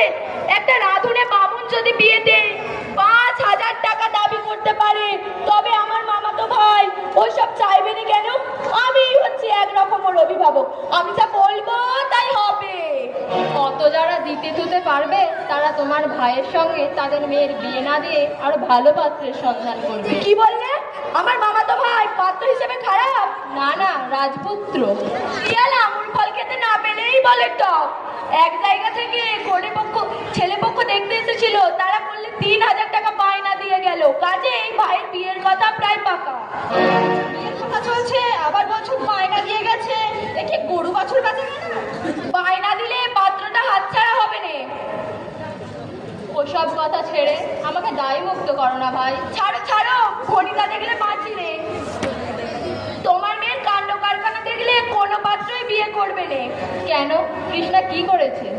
সেদিন একটা ময়রার সঙ্গে মিষ্টি খাওয়াখাই করলে, তারপর দুপুরবেলা জমিদারের বাগান থেকে একটা লোকের হাত ধরে বেরিয়ে এলে। আরো কত কি! এসব তুমি নিজে দেখেছো? সবই নিজের চোখে দেখতে হবে এমনটা নয়, লোকের কথাও মাঝে মাঝে বিশ্বাস করতে হয় বই কি। তোমাদের রাধাকান্তে কি ছাইটা নেমাতে দিয়েছে যে ওর মেয়ের নামে যাতা বলছো? কজনের মুখে চাপা দিয়ে রাখবে, সবই প্রকাশ হয়ে গেছে। অন্যকে একথা বললে মুখে পুরো ঝাঁটাটা বসিয়ে দিতাম। ঝাঁটা পেটা করেই আমাকে দেখো না, আমি তোমার কি করতে পারি। তুমি বাড়ি যাও ভাই, শেষকালে কেঁচো খুলতে যে কে উঠে বেরিয়ে আসবে। হ্যাঁ হ্যাঁ, আমি যাচ্ছি, কিন্তু মনে রেখো আমাকে ডেকে নে। এই যে অপমান করলে, এর শোধ আমি নেবই নেবো। স্বামীকে খেয়েছো, এবার পাড়া শুধু সবাইকে খেয়ে তবে ওর আশ মিটবে। দেখলে অন্নপূর্ণা, মুখে যা নয় তাই বলে গেল সবার শোনা। সে তো দেখলো, কথাই তো আছে। ভালো করবো নি বন্ধ করবো কি দিদি? ওকে এখন ভগবান বলতে দিয়েছে, বলতে দাও। আমি এখন চলি হেমাদি, আবার একদিন আসবো। আবার এসো কিন্তু। কি যে করি ভেবে পাচ্ছে না। মেয়েটার নামে দল বেঁধে ওরা যে দুর্নাম রটাচ্ছে, তাতে করে মেয়েটা না শেষ পর্যন্ত আত্মহত্যা করে বসতে হয়। শেষ পরিণতি কি যে আছে কে জানে। ও কৃষ্ণার মা, শুনেছো সব? কি? পাড়ার সব লোক মিলে তোমাদের এক ঘরে করেছে। কারণটা জানতে পারি কি? তোমায় নিয়ে এক ঘরে করা, তুমি কারণটা জানতে পারোনি? জানিনি বলেই তো জিজ্ঞাসা করছি। তোমার আর তোমার মায়ের জাত গেছে। আমাদের অপরাধ? কৃষ্ণ বামুনের মেয়ে হয়ে দিলি লোকের সঙ্গে। চুপ করো তুমি। ভদ্রভাবে কথা বলতে না পারলে তুমি আমাদের বাড়িতে আসবে না। আহ, কি হচ্ছে কৃষ্ণা? তুমি থামো মা। দিনের পর দিন এদের ঔদ্ধত্য বেড়েই চলেছে। আজ এর একটা হেস্তনেস্ত করেই ছাড়বো। আমরা গরিব বলে যা নয় তা সহ্য করতে হবে। ও ভারী দম্ভ, যেন রাজার বেটি। তবু যদি দুবেলা ভাত জুটত। ভাত থাক আর না থাক তাতে তোমার কি? তোমার খাই না পড়ি। আমার আবার কি? তবে লোকে সব বলা বলি করছে ভাই, তাই তোমাদের কাছে বলতে এলুম। নেহাত তুমি অদৃষ্ট, তাই কিছু করলাম না। তা না হলে ইচ্ছা করছে তোমার টুটিটা টিপে ধরি। শুনলে হেমলাদা তোমার মেয়ের কথা? কৃষ্ণা, তুই শান্ত হ মা, যে যাই বলুক আমরা ঠিক থাকলেই তো হলো। এটা জানবে আজকালকার যুগে ওই এক ঘরে কথাটা একেবারে অচল। ছি ছি ছি ছি ছি, কি বেহায়াই মেয়ে, লজ্জা হওয়া চুলোয় গেল, আবার হাসছে। সেই যে বলে না, বেহায়াই পেছনে গাছ বেরালো, বেহায়া বলে আমার ছায়া হলো। যাও যাও, যা পারো করো গে। করবো তো বটে, আমাকে এমন ভাবে অপমান করার প্রতিশোধ আমি নেবই নেব, তা না হলে আমার নাম ভামিনী নয়। ভামিনী দিকে তুই অমন করে বলতে গেলি কেন কৃষ্ণা? ঠিকই করেছি, মাঝে মাঝে ফোঁস না দেখালে ওদের জব্দ করা যাবে না, তা জানো? বিষ না থাকলে শুধু ফোঁস করে কিছু কাজ হয়নি কৃষ্ণা। হয় কি না হয় দেখবে এবার থেকে। আমার তো মনে হয় ও কথা আর মুখে উচ্চারণও করবে না। সবাসনার মামাতো ভাইয়ের কাছে তোর বিয়ের কথা ওর কাছে তুলেছিলাম, তা বিয়ে বিয়ে আর বিয়ে, আমি কি তোমার পর হয়েছি না যে অপরের ঘরে বিদেয় করে তুমি হালকা হতে চাও? কি রে বলিস পাগলি মেয়ে, মায়ের কাছে মেয়ে আবার বোঝা হয় নাকি? তাই তো মনে হচ্ছে। তা নাহলে বারবার লোকের কাছে আমার বিয়ের কথা বলছো কেন? এবার যদি ও কথা কাউকে বলো, এ ভিটেতে আমি আর থাকবো না। বেশ বেশ, যাত্রার উপরে আমার ঘেন্না ধরে গেছে, বিয়ে করার ছাদ আমার মিটে গেছে। বেশ বেশ, তুই ঘরেই থাক, আর ও কথা বলবো না। চল খেয়ে নিবি, কাল সকাল হলেই তো অফিস বেরোতে হবে।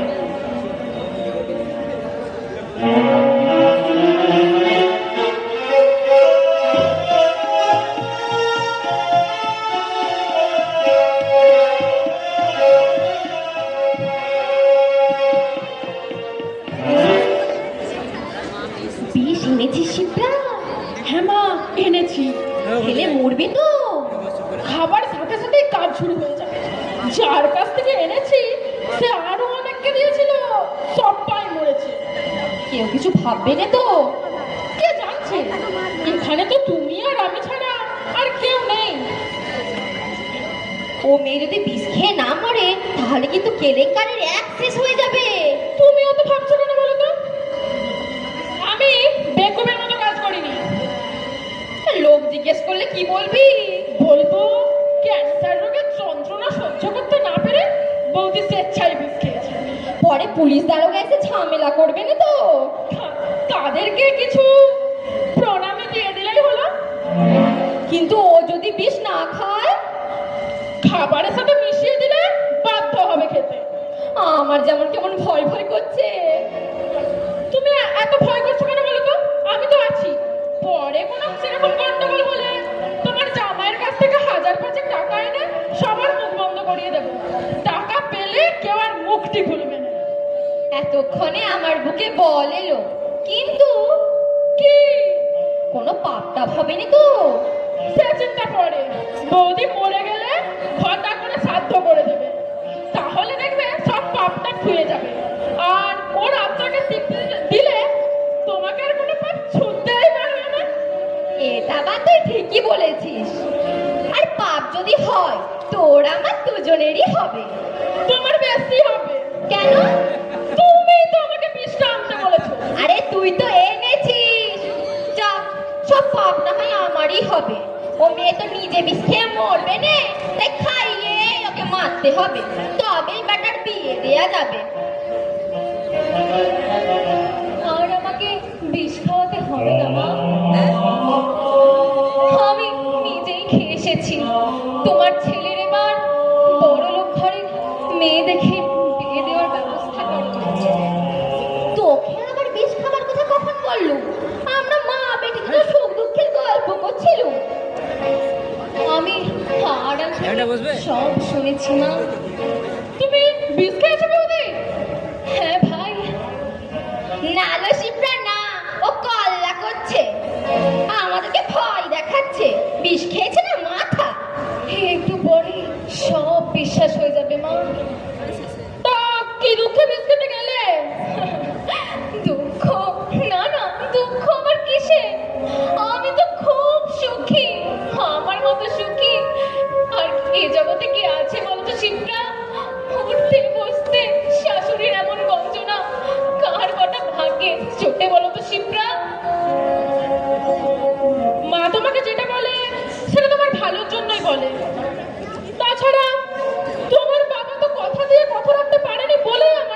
তোরা? আমি এবার মরে বাবার কাছে গিয়ে তোমার দাদার জন্য সাইকেল ঘড়ি পাঠিয়ে দেওয়ার ব্যবস্থা করবো শিপ্রা। বাবাকে বাবাকে খুব করে বকে দেব। ঘরের বউ মানুষ কেমন নির্লজ্জের মতো হাসছে দেখ শিপ্রা। শেষবারের মতো একবার হাসতেও দেবে না মা। জানো মা, আজ আমার খুব আনন্দ হচ্ছে, মনে হচ্ছে প্রাণ ভরে বলি, মরণ রে তুহু মম শ্যাম সমান, তুহু মম মাধব, তুহু মম দোষর, তুহু মম থাপ গোজা।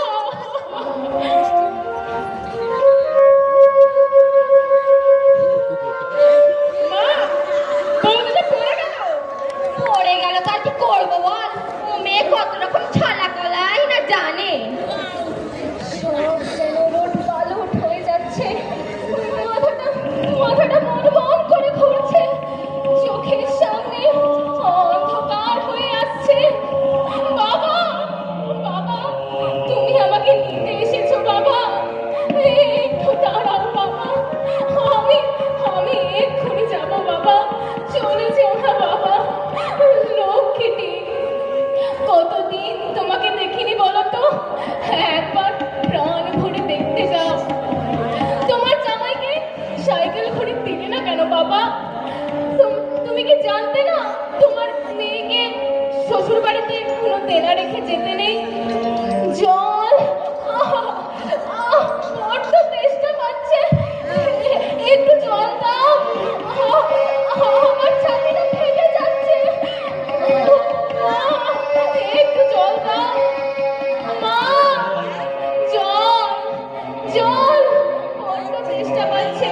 মা, মা গো, তোমাকে আর দেখতে পেলুমনি গো মা। মরে গেলে তুমি একবার এসে আমার চিন্তাতে তোমার দু ফোঁটা চোখের জল ফেলে দিয়ে যেও মা। বিদায়, বিদায় মা, মা। ওরে বাপ সকল রে, কে কোথায় আছিস রে? আমার সতী লক্ষ্মী স্বর্গে গেছে রে। বৌদি গো, কোথায় গেলে গো? একবার দেখা দাও গো। তোমার মতো সোনার বৌদি আমি যে আর কোনোদিনও পাবো নি গো। আহা, বাছা আমার কি গুণেরই না ছিল, আমাকে মা বলতে একবারে অজ্ঞান হয়ে যেত। প্রতিদিন আমার পায়ের ধুলো খেয়ে তবে জল খেত গো। আমাকে ছোট বোনের মতো ভালোবেসে কত কি ভালো মন্দ রান্না করে আমাকে খাওয়াতো গো। কিনে দি চেঁচিয়ে কাঁদছো কেন? হায় হায় হায় অন্নপূর্ণা, তার আমার বৌমা মরে গেছে। তার মানে? আমাদের পথে বসিয়ে চলে গেছে গো। কে? আমার গৃহলক্ষ্মী। তার মানে? আমার বৌদি বিষ খেয়েছে। ভূষণের বউ আত্মহত্যা করেছে কেন? কি জানি ভাই, কি জানি। আমার বৌমাকে তো কোনোদিন সরে বসতেও বলিনি। বৌদির ফিটের ব্যামো ছিল তো, তাই বৌদির জীবনের উপর ধিক্কার জন্মে গেছিল, সেই জন্যই মনে হয় বিষ খেয়েছে। ভূষণের বউয়ের বিলের ব্যবহার কথা ওই কোনোদিন শুনিনি তো। তুমি কি করে জানবে ভাই? ও তো সবসময় রোগ গোপন করে রাখতো। বড় লাজুক ছিল কিনা। বৌদির আমার সাপ চড়েও না ছিল না, যেমন রূপ ছিল তেমনই গুণ ছিল গো।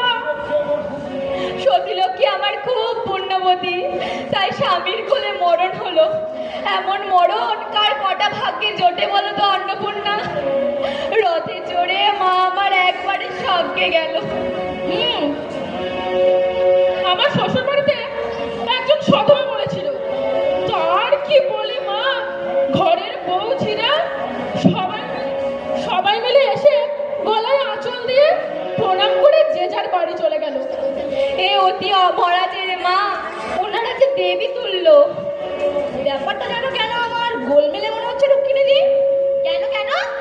আমার মনে হয় তোমার অতীত শ্বশুর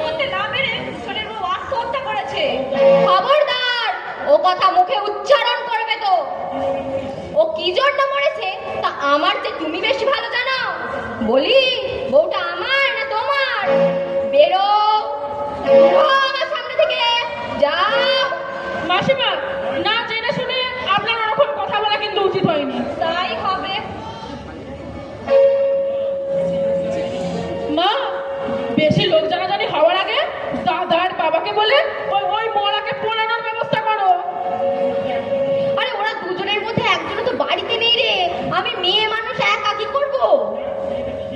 যাক, মেয়ে নিজেই বিষ খেয়ে আমাকে পাপ থেকে মুক্ত করে গেল। এবার তো দাদার জন্য একটা বড়লোক ঘরের মেয়ে দেখে বিয়ে দেখার ব্যবস্থা করব। দাঁড়াও, অত অস্তি বলে চলবে? তোমার বাড়িতে মোড়া কান্না শুনতে গেলাম কেন দক্ষিণী? বৌমা আমার মায়া কাটিয়ে চলে গেছে ভামিনী দি। হ্যাঁ, ভূষণের বউ মারা গেছে। হ্যাঁ পিসি, বৌদি আমার চিরদিনের মতো চলে গেছে, আর কোনোদিনও আমাকে শিবকা বলে ডাকবে না। তা বিষ খেতে গেল কেন? বৌদির যে ক্যান্সার হয়েছিল, তাই বৌদির জীবনের উপর ধিক্কার জন্মে গেছিল, তাই বৌদি স্বেচ্ছায় আত্মহত্যা করেছে। কোনোদিন তো ওর কথা শুনিনি। আমি তোমাকে বলতে ভুলে গেছি গো দিদি। সব কথাই আমাকে বলো, আর এই কথাটাই বলতে ভুলে গেছো। পাঁচ ঝামেলায় সবসময় সব কথা মনে থাকে না দিদি। ও, তা মরার সময় মুখে একটু গঙ্গা জল দিয়েছিলে? দিয়েছিলি না শিপ্রা? ভুলে গেছি। বলি আর তোমাদের ভুলে যাওয়াকে, অল্প বয়সে মেয়েটা শেষ পর্যন্ত মরে গেল গা।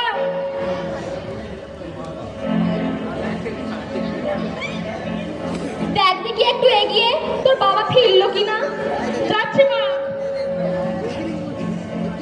মেয়ে সাধ্য ঘটা করে করব, ব্যান্ড করব, মাইক করব, সানাই করব, 500 ব্রাহ্মণ ভোজন করাবো, তবেই তো লোকে জানবে বহুকে আমি কত ভালোবাসতাম,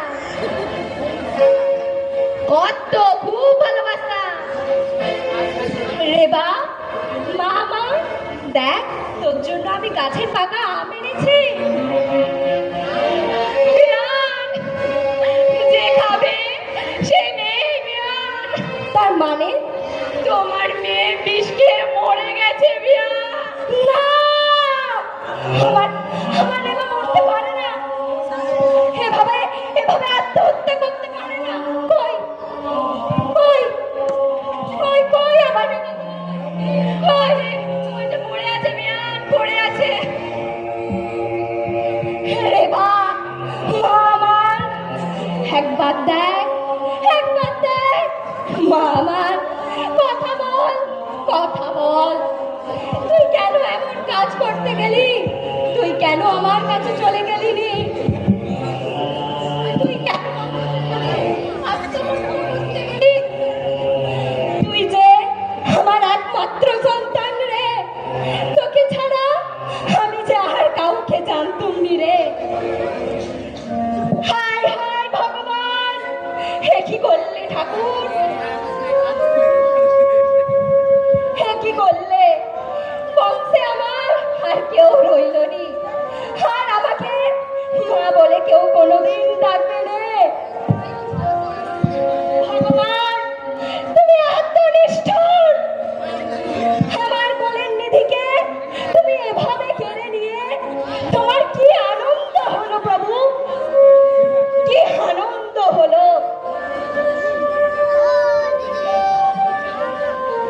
কেঁদে আর কি করবে বেয়ান, ও তোমার নয়, তাই হতভাগী চলে গেছে।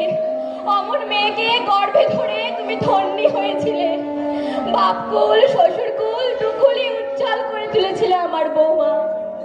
এমন বউ পাওয়া বহু জন্মের পূর্ণ ফল থাকলে হয় বেয়ান। মা, ফাঁকে পুলিশ দাঁড়িয়ে আছে, মরাকে পোস্টমর্টম করতে নিয়ে যাবে বলছে। তুমি চলো তাড়াতাড়ি। তুমিও চলো বেয়ান, কেঁদে আর কি করবে বলো। শান্ত হও ভাই, কেঁদে আর কি করবে বলো, চলো। যে যাবার সে তো চলে গেছে বলো। নিজের শরীরটা ভেঙে পড়বে বেয়ান। চলো।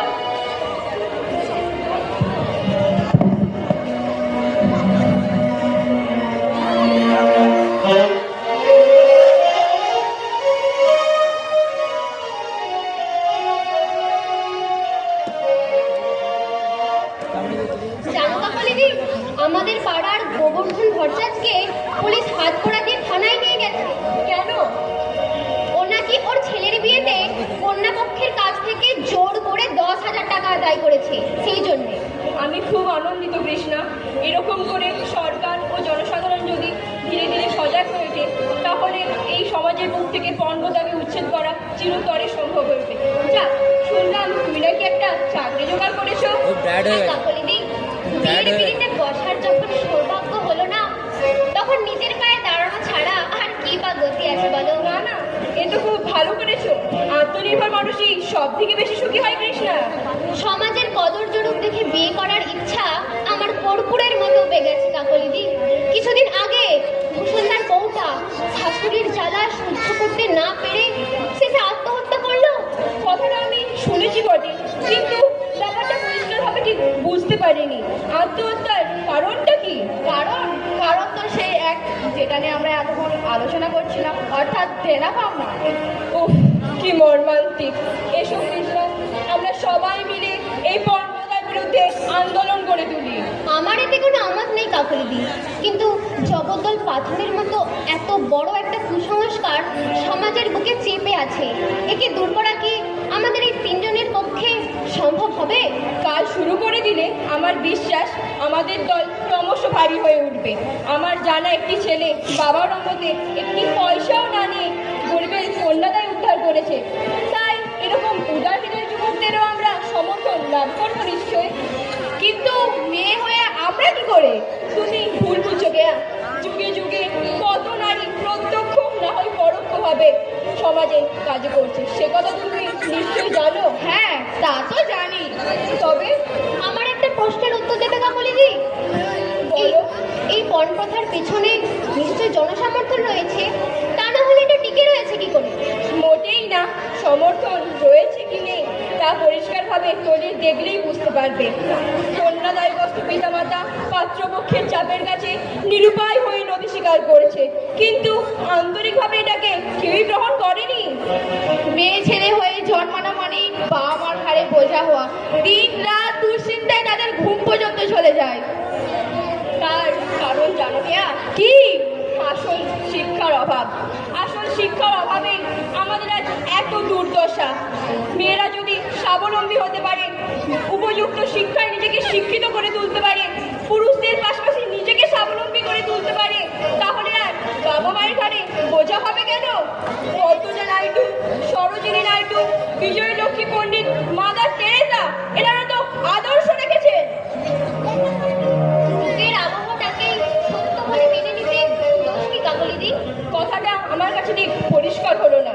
আমি বলতে চাইছি যে জটিলতা কুটিলতার আবর্তে করে মানুষ আজকে যে অসহায়তার মধ্যে দিয়ে দিন কাটাচ্ছে, প্রবঞ্চিত হচ্ছে, মিথ্যের আশ্রয় নিচ্ছে, এটা এই যুগের ধর্ম, এই যুগের পক্ষে ঠিক। আমি তেতা যুগের আদর্শ এই যুগে চাইলে হবে কি করে? আদর্শ আদর্শ চিরকালই বেঁচে থাকে। যুগ বা কাল তাকে গ্রাস করতে পারে না। মানুষের মনোভঙ্গি এর বিকৃতি ঘটায়।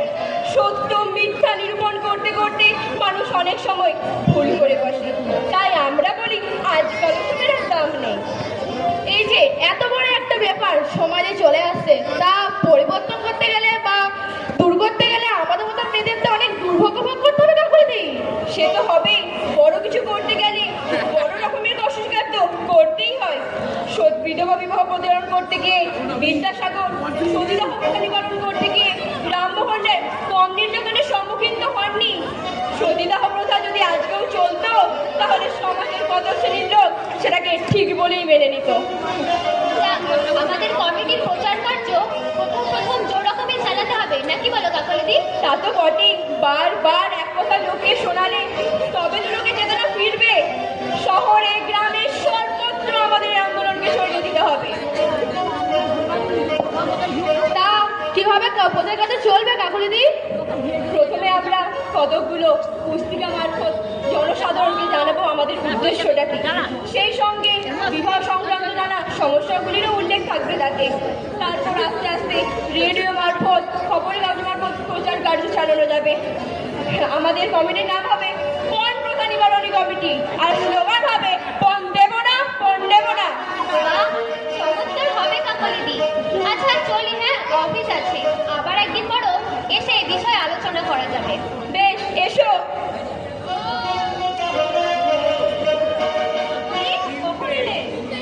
আমি বেশ কিছুক্ষণ আগে এসেছি মাসিমা।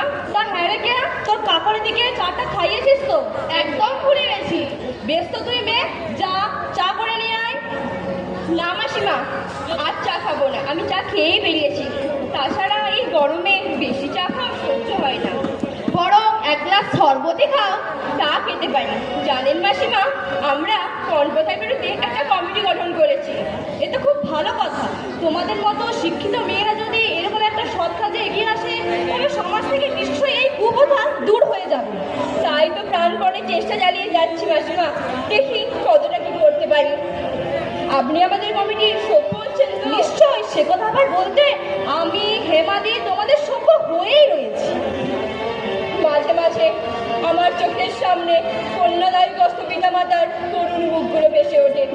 তাদের না বলা বাণী আমার হৃদয়কে দীর্ণ বিদীর্ণ করে তোলে। নীরবে নিভৃতে কত যে চোখের জল ঝরে পড়ে। কে তার খোঁজ রাখে? কে তাদের করুণ জীবনের দিকে তাকে দেখে বলুন?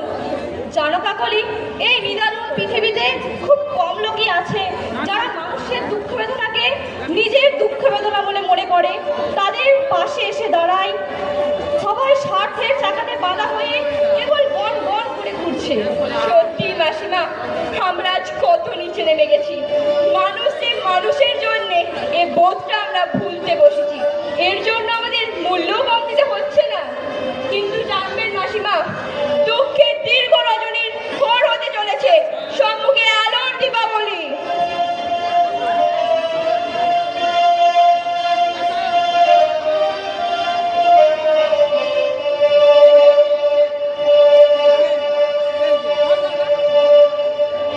কৃষ্ণা, একটা স্যাড নিউজ আছে।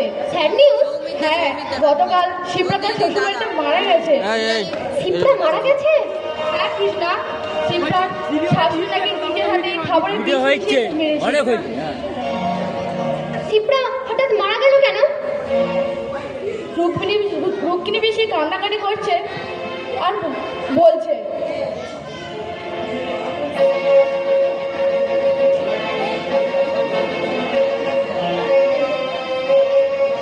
তুমি এসব জানলে কি করে কেয়া?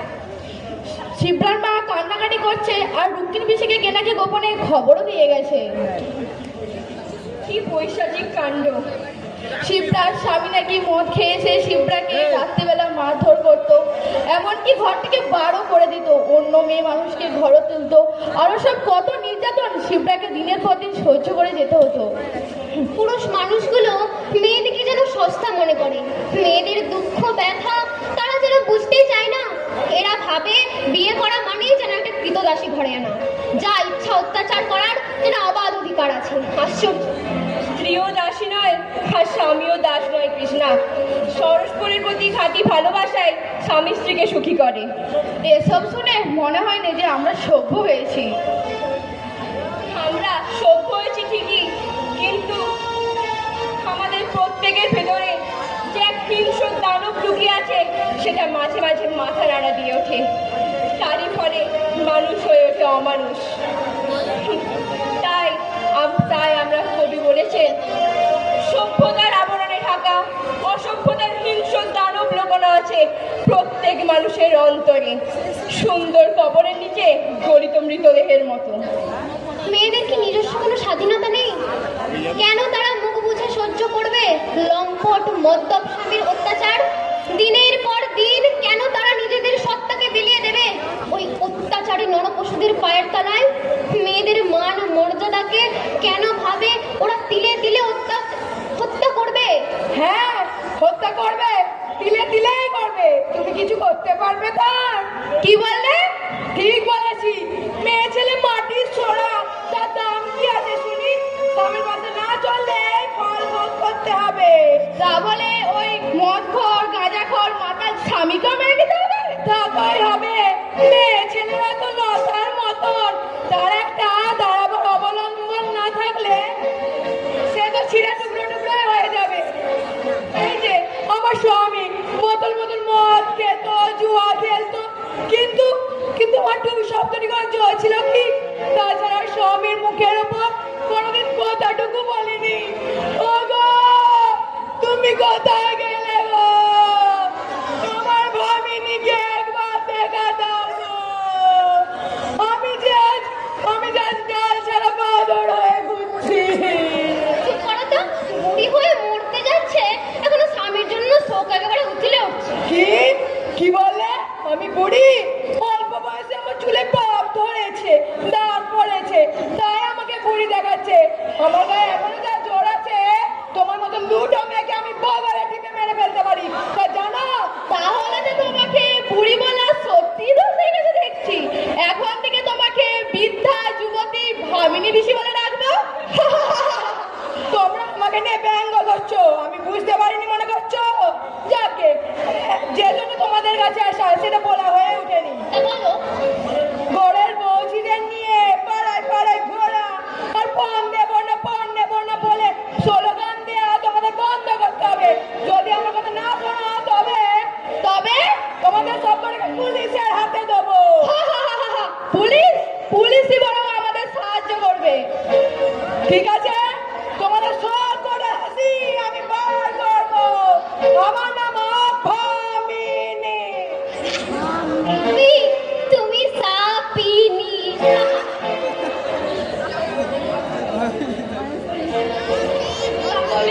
কাকলি আমার সর্বনাশ হয়ে গেছে। কাকলি, কি হয়েছে রুক্মিণীদি? আমার শিবরাকে ওরা মেরে ফেলেছে। কাকলি, কিছুক্ষণ আগে কে আমার খবরটা দিয়েছে? কেন ওরা শিবরাকে নির্মমভাবে মারলো? জামাইকে একটা মোটরসাইকেল দেবো বলেছিল, কিন্তু দিতে পারিনি, তাই শিবরার শাশুড়ি নিজের হাতে বিষ খাইয়ে শিবরাকে মেরে ফেলেছে। ঘটনাটা খুবই মর্মান্তিক।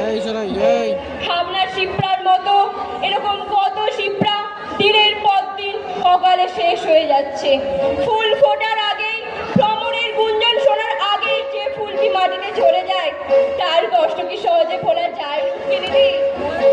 আবার কত শ্রেণী স্বামীর লম্পট অত্যাচার সহ্য করতে না পেরে নীরবে নিভৃতে দুঃসহ জীবনযাপন করছে। কি তার খোঁজ রাখে বলুন? তাই বা কে জানে? আমি আজ অনুতাপ ভোগ করছি কাকলি।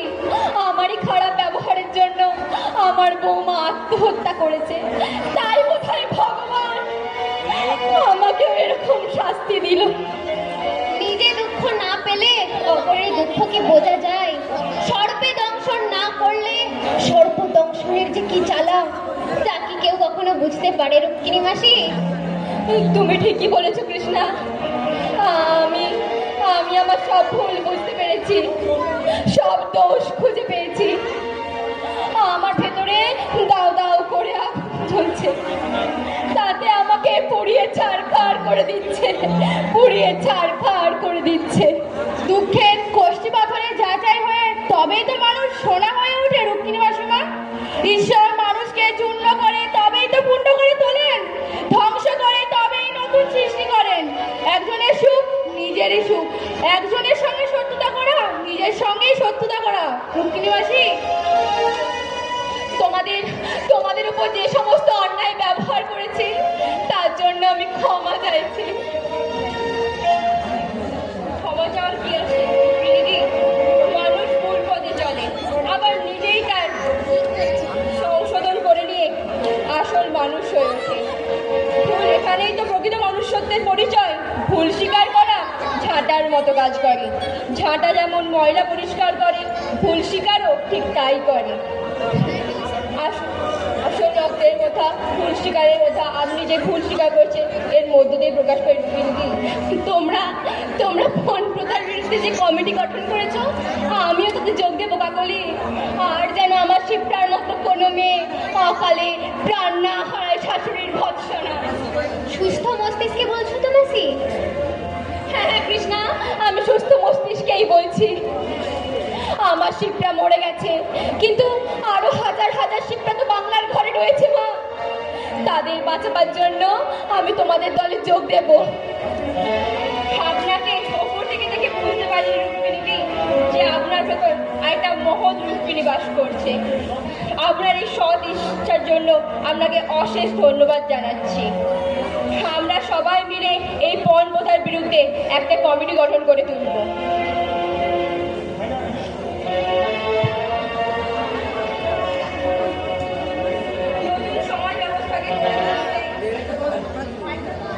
নতুন সমাজ ব্যবস্থাকে গড়ে তুলতে হাজার হাজার কন্যাদায়ী কষ্ট পিতা মাতার দুঃখ লাঘব করতে, সকলের মুখে হাসি ফুটিয়ে তুলতে, সুস্থ পরিচ্ছন্ন পরিষ্কার বিবাহ ব্যবস্থা গ্রহণ করতে আসুন আমরা বাংলার মেয়েরা মিলিতভাবে গর্জন করে উঠি এবং এই প্রথার বিরুদ্ধে আন্দোলন করে তুলি।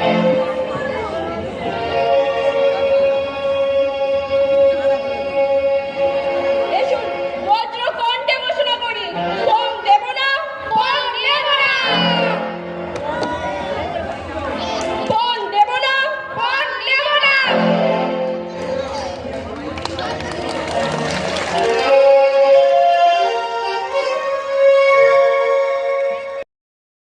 আমার ছাত্রীরা মেয়েরা করেছে। তো এই ব্যবস্থাপনায় আমি ছিলাম, আর নাট্য পরিচালনার দায়িত্বে স্বপনদা ছিল, আর সামগ্রিকভাবে সকলেরই একটা সহযোগিতায় এটা উপস্থাপন সক্ষম হয়েছে। তাই বেশ কয়েকদিন ধরে মেয়েরা খুব শৃঙ্খলিতভাবেই নিয়ম মাফিক তারা রিহার্সাল করেছে, তার কতটা কি ফসল দর্শক বলবে। সেই জন্য আমাদের সম্মানীয় সভাপতি বাবু সুশীলবাবু বলেছেন যে মেয়েদেরকে একটু পুরস্কৃত করা এবং মিষ্টি মুখ করা, বিকাশ ওটা ব্যবস্থা আছে মিষ্টিটা। আচ্ছা, এখন নিয়ে চলে এসো। তো সভাপতিকে বলবো যে একে একে পুরস্কারগুলি তাদের হাতে তুলে দেওয়ার জন্য।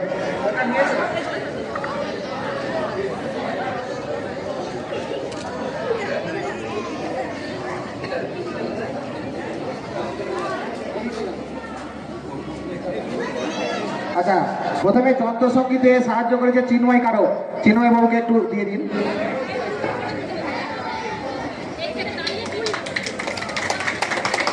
নাট্য পরিচালনার দায়িত্বে সম্মানীয় সহনাট্য পরিচালনায় প্রম্পটার স্মারক যিনি ছিলেন মনমোহন ঘোষ মহাশয়, মনমোহন তাকে একটু দিয়ে দিন সামনে।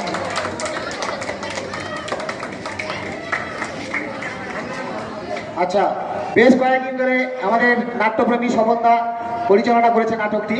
তো নাট্য পরিচালক হিসাবে স্বপন রায় মহাশয়কে বিদ্যালয়ের তরফ থেকে সুশীলবাবু একটু পুরস্কৃত করছেন।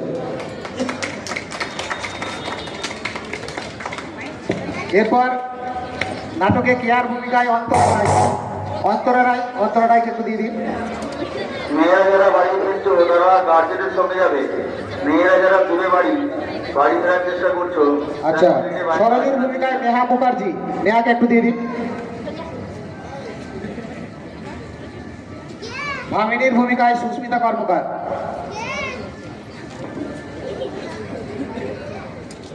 সমাধানার ভূমিকায় তিথি ধপ। যারা বাড়ি চলে যাচ্ছে ছাত্রছাত্রীরা, কাকলির ভূমিকায় অনন্যা রায়। বিদ্যালয় বন্ধ, কিন্তু আগামীকাল বিদ্যালয়ের সমস্ত বিভাগ বন্ধ থাকবে। শুভ্রার ভূমিকায় অয়ন্তিকা মণ্ডল।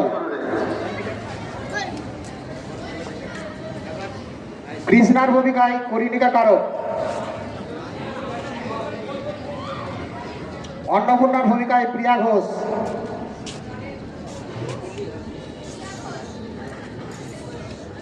হেমলতার ভূমিকায় প্রিয়া সাঁতরা।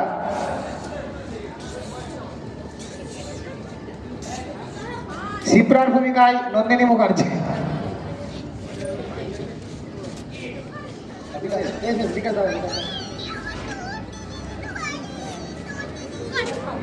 আচ্ছা, জোরে একটা হাততালি নন্দিনী, ভালো করেছে।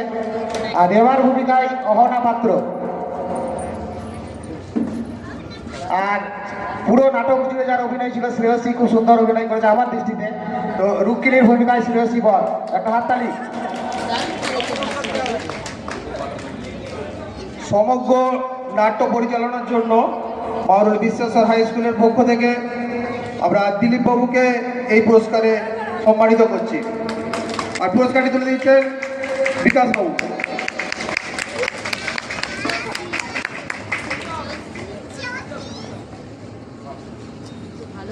আচ্ছা ঠিক আছে, আমার মেয়েরা খুব কথা শুনে কয়েকদিন ধরে হচ্ছে, আর সেই জন্য পরিচালন কমিটির সভাপতি বিকাশ ঠিক করেছে একটু মিষ্টি মুখ করিয়ে দিবে শেষে, তাই প্রত্যেকে যারা আছে একটু মিষ্টি মুখ করিয়ে দেওয়ার জন্য অনুরোধ করছি।